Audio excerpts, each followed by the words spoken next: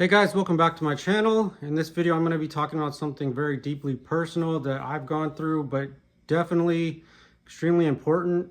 And that is signs of narcissistic abuse in adoption relationships.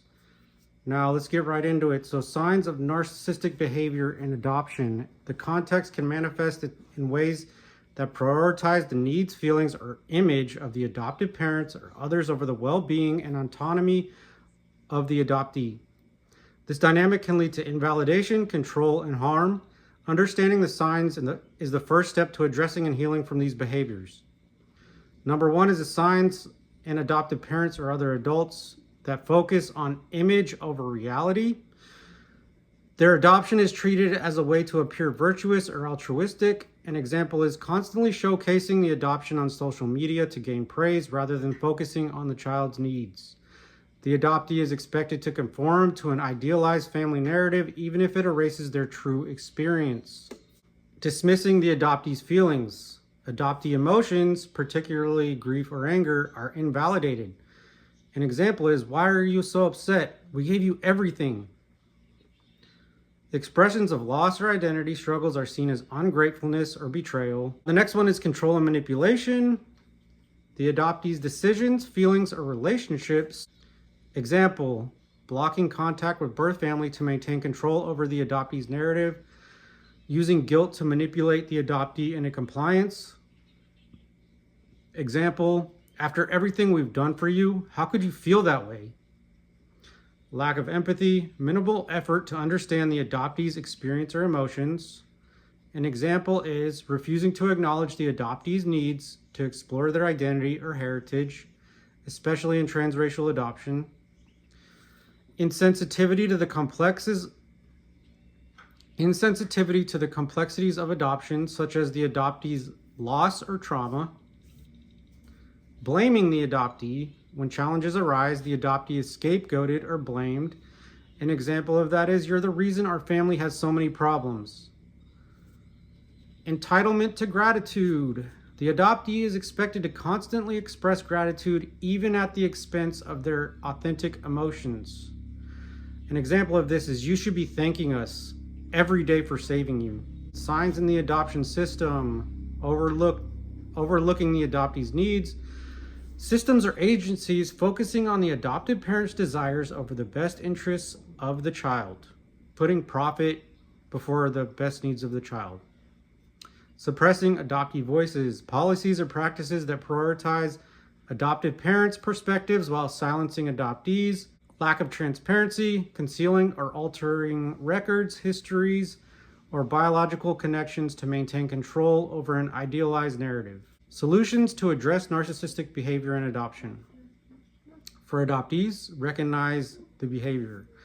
Identify when narcissistic behavior is affecting you and acknowledge how it impacts your emotions and decisions. Understand that these behaviors are about the other person's insecurities, not your worth or validity. Number two, set boundaries. Protect your emotional space by clearly stating your needs and limits. This is learning boundaries and protecting your energy. An example of this is, "I need space to feel and express my emotions without being told how I should feel." Seek validation from supportive sources, connecting with adoptee communities, support groups, or adoption competent therapists who understand adoption dynamics, often an adoptee themselves. Surround yourself with people who respect your experiences and emotions. Reclaim your narrative. Write down your own story, separate from the expectations of others. Affirm that your adoption experience is complex and valid, regardless of others' opinions. Consider therapy. Work with a trauma-informed or adoption-competent therapist to process the effects of narcissistic behavior and rebuild your self-esteem. So for adopted parents who have a growth mindset and who want to change, you can reflect honestly. Examine how your actions or words might dismiss or harm the adoptee's experiences. Ask, "Am I prioritizing my feelings or public image over my child's well-being?" Number two, practice active listening. Create a safe space for the adoptee to express their feelings without fear or judgment or invalidation. Number three is educate yourself. Learn about adoptee perspectives and the psychological impacts of adoption. Read books, attend workshops, or join groups that center adoptee voices. Number 4, seek professional guidance. Work with therapists or counselors to address any narcissistic tendencies and develop healthier parenting practices. Now, this could be intended or unintentional narcissistic abuse. Sometimes it's very well-meaning, very well-meaning and unintended behavior. Prioritize the adoptee's identity. Encourage exploration of their heritage, relationships, and feelings about adoption. Support their individuality and autonomy, and respect their boundaries. For society and systems, amplify adoptee voices, center adoptees in discussions about adoption policies, practices, and narratives. Number 2, promote ethical practices. Advocate for transparency, ethical adoptions, and adoptee rights to their history and records. Challenge stereotypes. Normalize complex adoption narratives that include both joy and loss. Reject narratives that frame adoptees as eternally grateful or adopted parents as saviors. Some key takeaways: narcissistic behaviors in adoption prioritizes control, invalidates adoptees' experiences, and reinforces harmful dynamics. Adoptees can protect themselves through boundaries, validation, and self-advocacy.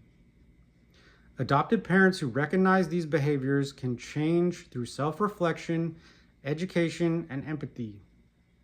Broader societal and systemic changes are needed to center adoptees' well-being and autonomy over external narratives. Adoptees, your story is valid, your feelings are valid. There are resources and communities to support you in navigating and healing from narcissistic behavior. I love you guys, man. Please keep educating yourselves. Please stick together, use your voice. This is all about empowering your own story and doing what's healthy for you and helping you grow.